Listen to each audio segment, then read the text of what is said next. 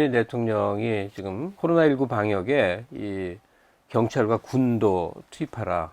이 긴급 상황이라는 것을 의미하는 것이죠. 공무원, 군, 경찰 등 가능한 인력을 이번 주부터 현장 역학조사 지원 업무에 투입할 수 있도록 준비하라고 지시했습니다. 지금 전 세계적으로 비상입니다. 근데 우리는 약간은 그래도 안심한다 했는데 지금 하루에 뭐 확진자 600명 넘나드는 선이 되니까 야, 이건 좀 우리도 아니지 않나? 여기까지 지금 도달했습니다. 자, 이 상황에 대해서 질문도 드리고 앞으로의 대책도 질문 드리게 세브란스 진단검사의학과 이혁민 교수 모시겠습니다. 안녕하세요. 네, 안녕하십니까. 네. 네.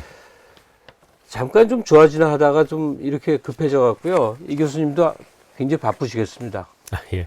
뭐 나름 또 병원 검사실에 있는 입장에서 계속 코로나19 검사 지금 지속적으로 늘고 있거든요. 그러다 네. 보니까 이제 이래저래 일들이 좀 많아지고 있습니다. 그리고 또 한편으로는 이렇게 이제 지역 사회에서 코로나19 환자가 많아지면 결국은 그 사람들이 도달하는 최종적인 장소가 의료기관이거든요. 네. 왜냐 아픈 사람들이 모이는 의료기관이고 코로나19 감염에 제일 취약한 사람들이 모여 있는 곳이 또 의료기관, 요양원, 요양병원이거든요. 그러다 보니까 이렇게 지역사회 안에서 많아지면 결국은 의료기관으로 침투할 수밖에 없기 때문에 그런 것들에 대한 또 여러 가지 관리를 하느니라 또 각급 병원들이 되게 또 많이 바쁘거든요. 근데 이제 제가 또 나름 또 저희 세브란스 병원에 또 감염관리실장을 또 같이 맡고 있다 보니까 그런 여러 가지 일들 때문에 지금 의료기관들은 굉장히 일들이 많습니다. 아유, 고생스러우실 겁니다. 예. 네. 먼저 그 영국이 파이저 백신 바로 승인해갖고 지금 바로 맞춘다는 것이죠. 근데 이게 언론에도 많이 보도되긴 했습니다만 이영민 교수께서는 전문가 입장에서 볼 때 그 백신 접종 지금 바로 시작하는 것 안전성이라든지 적절성 어떻게 보십니까? 어려운 문제인데요. 일단은 화이자의 백신 현재까지 지금 그 클리니컬 페이즈 3, 그러니까 거의 이제 맞추기 직전까지 와 있는 백신이 여러 개가 있습니다. 여러 개가 있는데 이제 서방 세계 쪽 서구권 쪽에서는 미국의 2개와 이제 영국의 하나가 있는데요. 그 중에 파이자의 백신 같은 경우는 우리가 안정성이나 이런 거는 임상시험을 통해서는 확인이 됐거든요. 네. 그렇게 이제 말씀드리는 이유가 파이자의 백신을 임상평가할 때 저희가 이 백신을 맞춘 사람이 43,000명 정도 됩니다. 근데 이 중에 치명적인 반응은 전혀 없었거든요. 그리고 또 이 백신을 실제 적용을 했더니 코로나19에 대한 예방 효과는 한 90% 정도 확보가 됐기 때문에 지금까지의 결과를 놓고 봤을 때 이 백신을 맞추는데 문제는 없다라고 생각은 됩니다. 근데 이제 한 가지 제가 조금 우려하는 내용은 어떤 부분이 있냐면은 이 화이자 백신과 모더나의 백신은 백신 역사상 처음으로 시도되는 방법이거든요. 예. mRNA 백신 타입이고. 그 우리말로 뭐 핵산 아니? 예, 맞습니다. 예. 예. 핵산 그 백신, 그러니까 mRNA 핵산 백신이라고 보시면 되는데요. 예. 근데 이게 그러다 보니까 단기 안정성, 그러니까 몇 개월의 안정성은 우리가 확인을 했는데 이 백신을 맞았을 때 몇 년간에 걸쳐 어떻게 갈지는 우리가 아직은 모르는 나중에 거거든요. 부작용이 나올 거는 검증이 안 됐으니까. 예, 맞습니다. 그래서 그런 부분에 대해서는 이제 우리가 조금 더 장기적으로 보면 좋은데 문제는 지금의 상황이 녹록치 않거든요. 근데 부작용이 사실 강하게 있다면 나와도 벌써 뭐 검증이 됐을 것 같고 이게 백신이 안정성이 상당히 높고 코로나를 제어할 수 있으면 그러면 이게 종식이 되는 건가요? 어느 정도는 가능하다고 생각은 합니다. 지금 파이자나 모더나 백신 둘 다 90% 이상의 효과를 얘기를 하고 있거든요.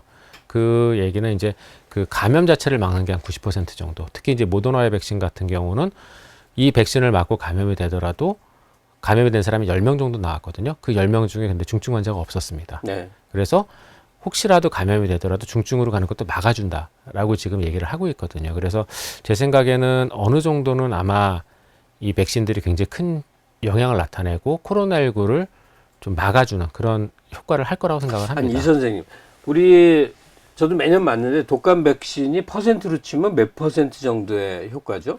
보통 저희가 50% 전후반 정도 칩니다. 근데 이건 90% 아닙니까? 네네. 그러면 독감 백신하고는 비교도 안 되게 지금 높은 거면 이 백신을 다량 생산해서 웬만한 사람이 다 맞는다 하면 일단은 이 코비드19 코로나 사태는 종식이 된다고 봐도 되는 거 아닙니까? 그러면? 근데 이제 두 가지가 걸리거든요. 첫 번째는 생산량이 걸립니다. 예. 그러니까 모더나의 백신과 화이자의 백신은 말씀드렸던 것처럼 새로운 방식이다 보니까 대량 생산이 아직은 어렵거든요. 그리고 뭐 보관이 뭐 영하 70도 어떤 건 20도 뭐 하여튼 까다로운 그 보관과 이송 절차가 또 있고요. 예, 맞습니다. 예, 그게 가격도 하나가 비싸고. 예, 걸리고 그리고 두 번째로는 지금 저희가 얘기하는 바로 이 부분, 이 백신의 안정성을 대중이 어떻게 받아들이냐라는 부분이 네, 걸리거든요. 또 백신 거부하는 특이한 분들도 또 많죠. 특히 미국에 굉장히 많지만. 예, 맞습니다. 그거 뭐 이상한 거 주입해 갖고 조정을 하고 예, 난 그렇게 대단한 거 나와봤으면 좋겠다. 백신 맞춰서 인간을 조종한다는. 저 봤어요 인터넷에서 그런 예. 미국 사람인데 막 또 길게 떠들어요. 막 전문 용어 섞어가면서. 그러니까 어떻게 보면 말도 안 되는 얘기죠. 예, 말도 안 되는 얘기인데 또 그런 말도 안 되는 얘기를 해도 믿는 분들이 또 있거든요. 글쎄, 그러니까. 예, 그래서 그 두 가지가 있기 때문에 그 두 가지가 극복이 되어야 아마 코로나19 시대가 끝날 거라고 저는 생각을 하거든요. 그러니까 지금 말씀대로 하자면 효율성이 매우 높은 백신이 개발이 되고 하더라도 그래도 남은 길이 멀다. 예. 생산량도 맞춰줘야 되고 사람들이 또 신뢰감을 가져서 대부분의 사람이 다 맞아야 되고 우리나라 거는 아스트라제네카죠. 아스트라제네카. 예. 영국에서 네네. 우리나라에서 이제 생산하도록 계약된 거. 이거는 어떻게 보십니까? 저는 아스트라제네카 백신을 오히려 더 이제 파이자나 모더나 백신보다 조금 더 긍정적으로 생각을 하는데요. 아, 그래요? 예. 네. 이제 그 이유가 첫 번째로 이제 아스트라제네카 백신은 우리한테 익숙한 방식의 백신이거든요. 벡터 백신 타입이고 이미 우리가 확보하고 굉장히 많은 백신들 이 타입으로 만들었었던 백신입니다. 그러다 보니까 장기적인 어떤 안정성에 대한 문제도 이미 확보가 돼 있는 백신이고 그렇기 때문에 저는 아마 제 개인적으로 맞는다면 저는 아스트라제네카 백신을 더 좋아할 것 같기는 해요. 아유, 전문가신데 나라면 아스트라제네카 백신을 맞겠다. 예. 그리고 또 이제 이 아스트라제네카 백신이 또 한 가지 좋은 거는 가격이 저렴하고 보관 네, 조건이 굉장히 맞습니다. 좋습니다.